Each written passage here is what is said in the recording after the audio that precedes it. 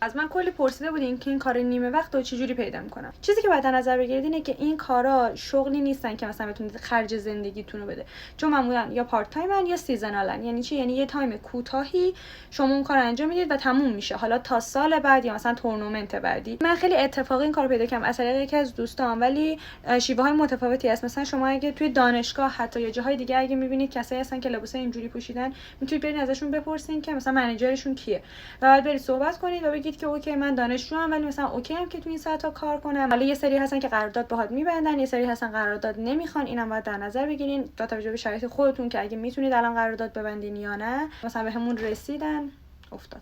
ببینید تو این کار نیمه وقت معمولا به عنوان استاف کار میکنیم. اگه من بخوام یه مثالی بزنم، مثلا این کاری که من میکنم واسه تورنمنت‌های ورزشیه. حالا تورنمنت‌های متفاوت میتونه باشه. مثلا این تورنمنت 2 بودش، 2 ماراتون که توی میلان برگزار میشد. یه سری ساک‌های آماده می‌کردیم. حالا این ساک‌ها این کلاه‌های ورزشی طور بودن که برندهای متفاوت می‌خواستن برای این ماراتون اسپانسر بشن.